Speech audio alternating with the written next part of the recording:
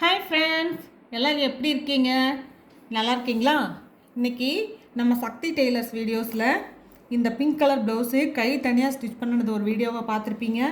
கழுத்து வந்து நமக்கு டைமண்ட் நெக் வச்சு பைப்பிங் வச்சதை ஒரு வீடியோவை பார்த்துருப்பீங்க. இப்போ நான் இதை எல்லாத்தையும் ஜாயின் பண்ணி இதுக்கு ஒரு நாட் வச்சு இந்த ப்ளவுஸ் ஃபினிஷிங் எப்படி இருக்குதுன்றதை காமிக்க போகிறேன். எல்லோரும் தவறாமல் பாருங்கள். கை வந்து அவங்களோட அளவுக்கு கரெக்டாக முன் கை பின் கை எல்லாம் வெட்டி நான் கரெக்டாக வச்சுருக்கிறேன். இதுலேயும் முன்னாடி உடஞ்சி வெட்டதெல்லாம் வெட்டி கரெக்ட் பண்ணியிருக்கேன்.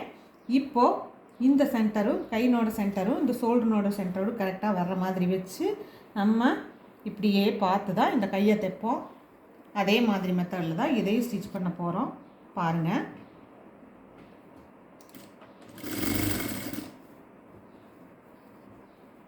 இதை ஃபினிஷ் பண்ணி பார்த்தா எப்படி இருக்குன்னு நீங்கள் பார்க்கணும் இல்லையா? அதனால தான் சரி இதையும் ஒரு வீடியோவாக போடுவோம். இந்த ப்ளவுஸை முழுசாக போட்டால் எப்படி இருக்குன்ட்டு எல்லோரும் பார்த்துட்டோம் அப்படின்னு சொல்லிட்டு பண்ணுறேன்.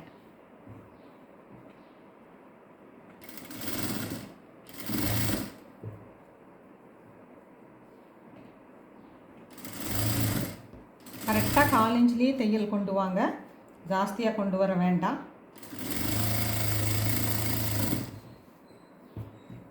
நம்ம டபுள் ஸ்டிச் போட்டுக்கலாம்.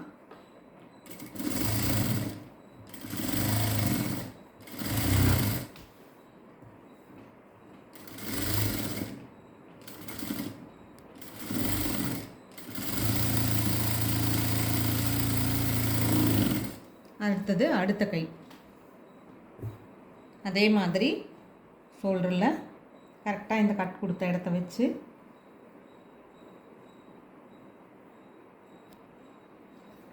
ஸ்டார்ட் பண்ணுறேன்.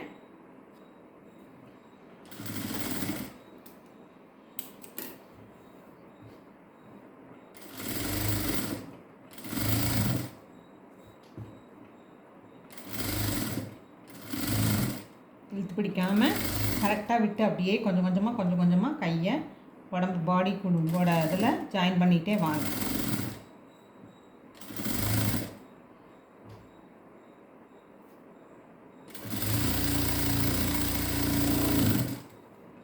இன்னொரு ஸ்டிச்சு நம்ம போட்டுக்கலாம்.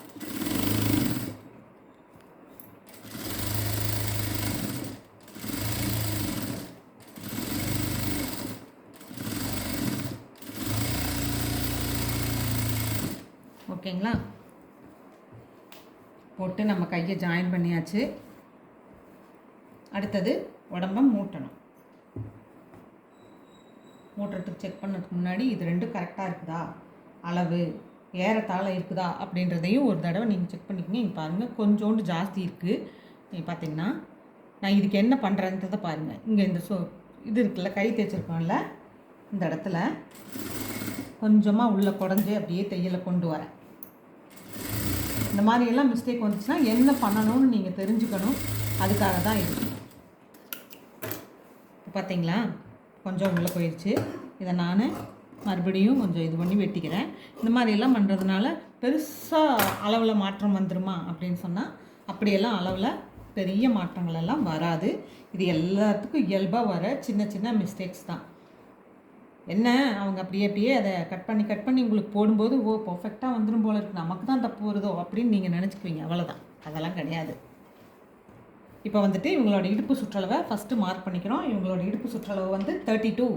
அப்போது 32ல் 16 பாதி அளவு 16 என்ன சொல்லியிருக்கேன். இந்த பக்கம் கரெக்டான அளவு கேப் இருக்கணும், இந்த பக்கம் கரெக்டான அளவு கேப் இருக்கு. 16 நான் மார்க் பண்ணிக்கிறேன். அடுத்தது ஃப்ரண்ட்டில் இந்த பகுதியில் 16ல் பாதி 8, 8க்கு ஒரு மார்க் பண்ணிக்கிறோம். சரிங்களா? இப்போது இந்த மார்க்கையும் கரெக்டான இடத்துல வச்சு இங்கே பார்த்துக்கோங்க, கரெக்டாக இருக்குதான்னு செக் பண்ணிக்கிட்டு வைங்க. ஏன்னா இது லைன் துணி ஜாஸ்தி இருக்குது, இந்த துணி கம்மியாக இருக்குது.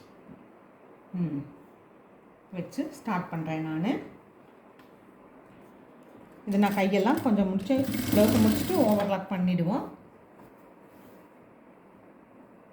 இப்போ கையினோட சுற்றளவு வந்து இவங்களுக்கு 12 இன்ச்சு வச்சு இங்கே ஒரு மார்க்கு நம்ம பண்ணிடுறோம். ஓகேங்களா?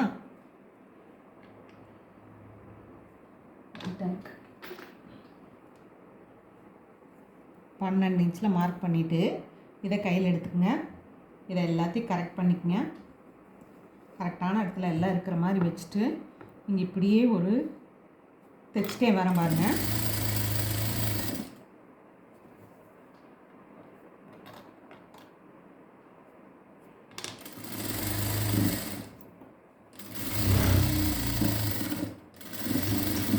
ஒரு தையல் போட்டிருக்கேன். அதே மாதிரி இந்த பக்கமும் இன்னொரு தையல் போட்டுக்கலாம். அதே அளவு கேப் வச்சு நான் போட்டுக்கிறேன். இதில் லைனிங் கிளாத் ரொம்ப ஜாஸ்தி இருக்குது. நம்ம அந்த அளவு வச்சு போட்டுக்கலாம். இந்த பிசுறுகளை அப்பப்போ நீங்கள் கட் பண்ணிடுங்க. இப்போ பாருங்கள், இங்கே 12 இன்ச் சொன்னாங்களா, 6 இன்ச்சில் நம்ம மார்க் பண்ணிடுறோம். அப்படியே மிஷினில் இருக்கிற அளவுலேயே மார்க் பண்ணுங்கள். கொஞ்சம் ஈஸியாக இருக்கும் உங்களுக்கு. எல்லாத்துக்கும் டேப் எடுத்துக்கிட்டே இருக்கணும் அப்படின்றது இல்லாத நான் ஸ்ட்ரைட்டாக கொண்டு வரேன். இப்போ பார்த்தீங்கன்னா நம்ம செக் பண்ணிடலாம் 32 இருக்குதா, நம்ம எடுத்த அளவு கரெக்டாக இருக்கா, கம்மியாக இருக்கா, ஜாஸ்தியாக இருக்கான்னு செக் பண்ணிக்கணும். இப்போது நான் டேப்பில் செக் பண்ணுறேன். 32 வேணும். 32 ரொம்பவே ஜாஸ்தியாக இருக்குது. 1 2 3 இன்ச்சு ஜாஸ்தியாக இருக்குது. அதனால் நம்ம என்ன பண்ணுறோம், ரொம்ப ஜாஸ்தியாக இருக்கிறத என்ன பண்ணுறது அப்படின்னு சொன்னால் நம்ம இந்த பக்கமாக தையலை கொண்டு வரோம். இப்படி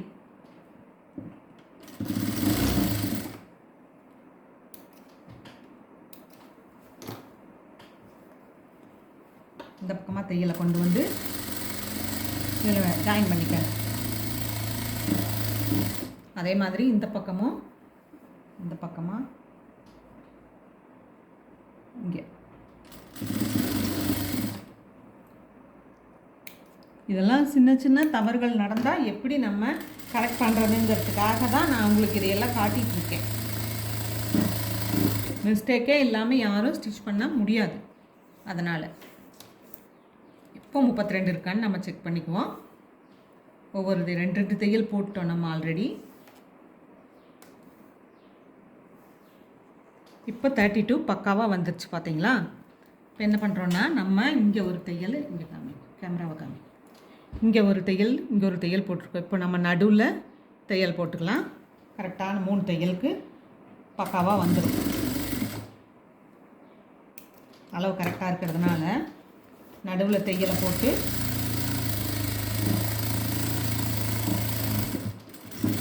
கொண்டு வந்து முடிக்கிறீங்க. மறுபடியும் மேலே இன்னொரு 3வது தையல் போட்டு அதையும் கொண்டு வந்து கீழே முடிச்சு கம்ப்ளீட் பண்ணிடுறீங்க. சரிங்களா. இப்போ நம்ம ஜாஸ்தியாக தைச்சிருந்தா கூட அதை கரெக்ட் பண்ணி 32 இன்ச்சுக்கு கொண்டுட்டு வந்துட்டோம். அவ்வளோதாங்க.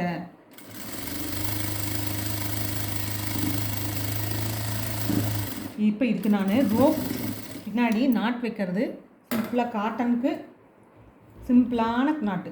இன்னும் நம்ம நாட்டு வச்சது வீடியோ எதுவுமே போடலை. அதனால் இந்த நாட் வச்சு இந்த ப்ளவுஸை கம்ப்ளீட் பண்ணால் எப்படி இருக்குன்றதுக்காக ஒரு நாட் ஒன்று உங்களுக்கு நான் ஸ்டிச் பண்ணி காமிக்கிறேன். நாட்டுக்காக நான் இதை கட் பண்ணி ஜாயின் பண்ணி வச்சுருக்கேன். இதை 2ஆக க்ளோஸ் பண்ணி ஒரு ஸ்டிச்சு,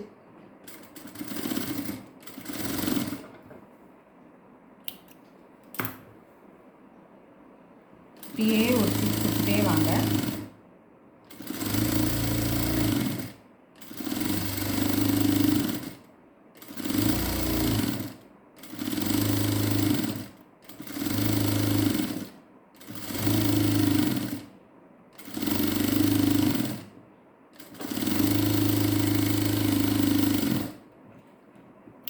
வந்துட்டு இப்போ இந்த பிசுறு எல்லாம் கொஞ்சம் இதில் கொஞ்சமாக விட்டுட்டு இந்த ஓரத்தில் இருக்கிற பகுதிகளையெல்லாம் நீங்கள் நீட்டாக கரெக்டாக வெட்டி எடுத்துடணும். அப்போ தான் நம்ம கம்பியை விட்டு திருப்பும்போது ஈஸியாக திருப்ப முடியும்.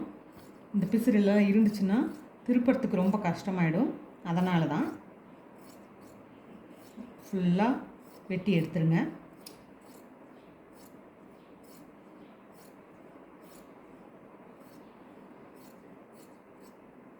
வெட்டி எடுத்துட்டு இப்போ இதை 2ஆக மடக்கி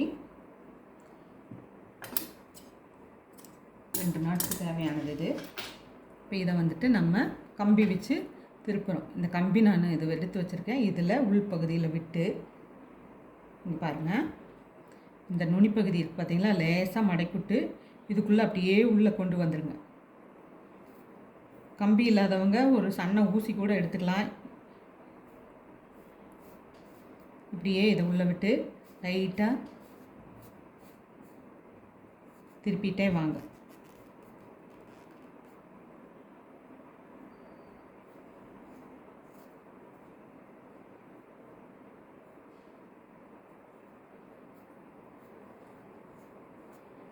மெதுவாக பண்ணுங்கள்.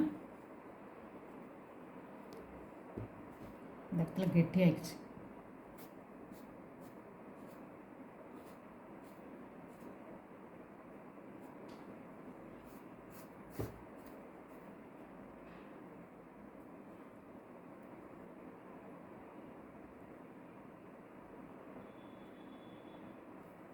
துணி நிறைய துணி சிக்கி இருக்குது, அதனால் வரமாட்டேங்குது.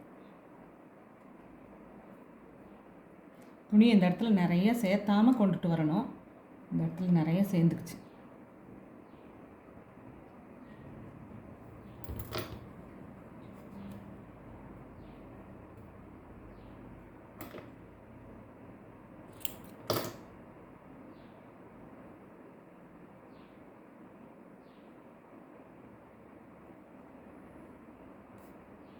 ஓகேங்களா? இது இப்படியே நம்ம திருப்பி எடுத்துக்கணும். இந்த ஜாயிண்ட் வர இடத்துல கொஞ்சம் நிற்கும், நீங்கள் அதை கரெக்ட் பண்ணி எடுத்துக்கோங்க.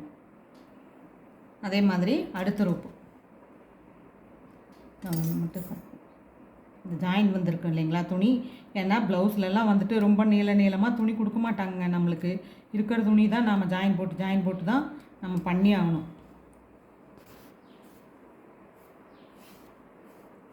ஓகேங்களா? இது ரெடி ஆயிடுச்சு. அடுத்தது பாருங்க,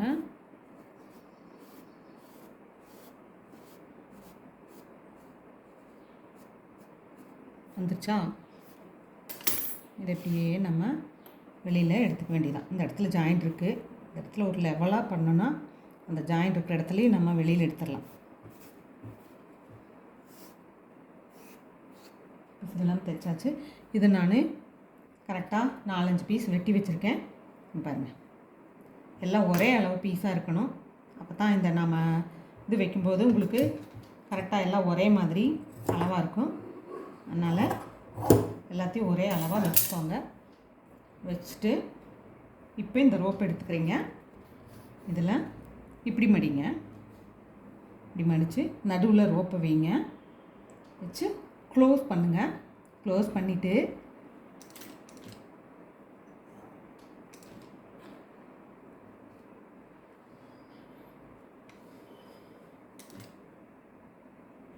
இங்கேயும் இதை இப்படி க்ளோஸ் பண்ணிக்கங்க. அப்போ தான் அந்த பிசுறு வெளியில் தொங்கிட்டு இல்லாமல் இருக்கும். இது பண்ணிடுங்க. அடுத்தது இன்னொன்று எடுங்க. அடுத்த ரோப்புக்கு நம்ம பண்ணுறோம். பாருங்கள், நடுவில் வைக்கிறோம், இதை ஃபோல்ட் பண்ணுறோம், இதை ஜாயின் பண்ணுறோம், இந்த கீழே இருக்கிறத மேலே மடக்கி கொடுத்து க்ளோஸ் பண்ணி கொண்டு வரோம். சரிங்களா? இப்போ நம்ம இது ஒன்று ஸ்டிச் பண்ணியாச்சு.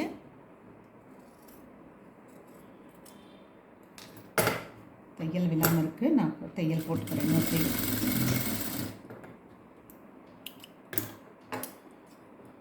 இப்போ ஒரு ரோப்பு நம்ம பண்ணிட்டோம். சரிங்களா? இதை இப்படி திருப்பணும். திருப்பினீங்கன்னா உங்களுக்கு ரோப் ரெடி ஆயிடுச்சு. இப்போ வந்துட்டு நம்ம ப்ளவுஸில்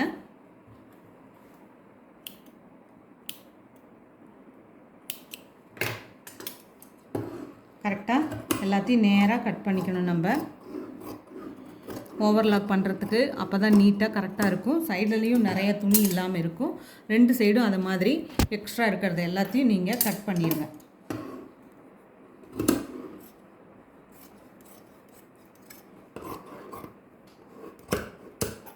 சரிங்களா? இதை கட் பண்ணி இந்த ப்ளவுஸு ஃபுல்லாக வேலை முடிச்சிட்டோம். நம்ம இப்போ திருப்பிட்டு இந்த கையை பாருங்களேன். நம்ம இப்படி போடும்போது கையில் எவ்வளோ அழகாக இருக்குது பார்த்தீங்களா? நம்ம போடும்போது நல்லா இருக்கும். அந்த சாரியை கட்டி போட்டோன்னா இவ்வளோ தூரத்துக்கு வரும். இப்படி பாருங்கள், நல்லா இருக்குல்ல? இந்த மாதிரி வரும். நம்ம ரோப் வைக்கிறதுக்கு மார்க் பண்ணிக்கலாம். பேக் தட்டில் எடுத்துக்கிறோம். பேக் தட்டு எடுத்து கரெக்டாக வச்சுக்கோங்க. இங்கேருந்து எவ்வளோ கீழே வச்சா கரெக்டாக இருக்கும் அப்படிங்கிறது எல்லாத்துக்குமே கன்ஃபியூஸாக இருக்கும்.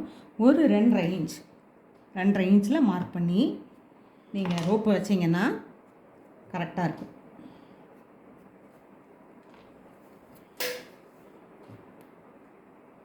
இதில் இன்னும் 2-3 வேணும்னாலும் நம்ம இது வந்து ஒரே 1 மட்டும் பண்ணியிருக்கேன். இன்னும் 2 பண்ணி தான் காமிக்கிறேன் பாருங்கள். அடுத்தது வைக்கலான்னா அதே மாதிரியே மடிக்கிறீங்க. இதில் கொஞ்சம் மேலே கொஞ்சோண்டு இந்த இடத்துல கேப் விட்டுருங்க. விட்டுட்டு அடுத்ததை வைங்க. வச்சு இப்படி ஒரு மடிப்பு மடித்து காமிங்க. நம்ம இதை திருப்பிப்போம். இதில் இன்னொன்று வைக்கலாம்.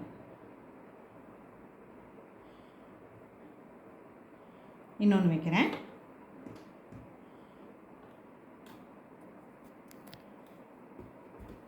பார்த்துக்கோங்க. கீழே ஃபோல்ட் பண்ணுறேன்.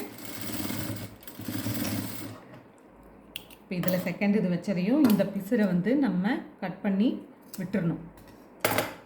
அப்போ தான் வெளியில் அது தெரியாது. இதையும் நம்ம திருப்பும்போது இப்போ பார்த்திங்கன்னா 2 இருக்குது. நீங்கள் வேணும்னா 4-5ன்னு வரிசையாக நிறைய வைக்கிறதுனா கூட நம்ம வைக்கலாம். இது சாதாரண சிம்பிள் மல் காட்டன் சாரின்றதுனால இதுக்கு போதும். இப்போது இந்த ரோப்பை வந்து நான் இந்த இடத்துல வச்சு ஜாயின் பண்ணிடுறேன். பைப்பிங் மேலே பிங்க் கலர் அடிக்கிற மாதிரி பண்ணிடாதீங்க. பைப்பிங்கை விட்டு தள்ளி அந்த பிங்க் கலர் துணி இருக்கிற இடத்துல ஜாயின் பண்ணுங்கள். அப்போ தான் வந்துட்டு அந்த பைப்பிங் மேலே அந்த பிங்க் கலர் நூல் தெரியாது. அடுத்தது இந்த சைடு.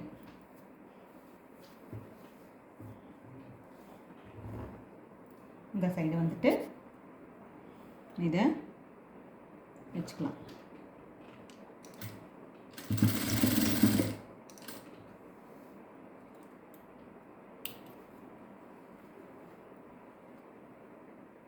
இந்த நூல் எல்லாத்தையும் கட் பண்ணி விட்டுருங்க. அப்போ தான் பார்க்குறதுக்கு ப்ளவுஸ் நீட்டாக வரும். எங்கேயும் நூல் தொங்கக்கூடாது. அங்கங்கே பிசுறாக நூல் இருந்துச்சுன்னாவே அது வந்து என்ன சொல்கிறது, ப்ளவுஸுக்கான அழகையே அதுக்கு எடுத்துரும். இப்போ இந்த ப்ளவுஸை நான் முழுசாக காமிக்கிறேன், நீங்கள் பாருங்கள். கை போட்டு காமிச்சேன் இல்லைங்களா? பார்த்தீங்களா எவ்வளோ அழகாக இருந்துச்சுன்ட்டு. இதை அந்த சாரீ கட்டி போடும்போது எவ்வளோ நீட்டாக இருக்கும் தெரியுங்களா? இது ஃப்ரண்ட்டு பாருங்கள், இது பேக்கு. நம்ம இதுக்கு டைமண்ட் நெக் மாதிரி வச்சு ஸ்டிச் பண்ணோம். போட்டுட்டு போனால் எங்கே ஸ்டிச் பண்ணுனீங்கன்னு கண்டிப்பாக கேட்பாங்க. அந்த மாதிரி இருக்கும் இந்த டிசைன். ஓகேங்களா? உங்களுக்கு இந்த டிசைன் பிடிச்சிருந்தா எனக்கு லைக் பண்ணி கமெண்ட் பண்ணுங்கள். வீடியோ பார்த்த எல்லாருக்கும் ரொம்ப நன்றி. தேங்க்யூ. எப்படி வந்துருக்கீங்க ப்ளவுஸு?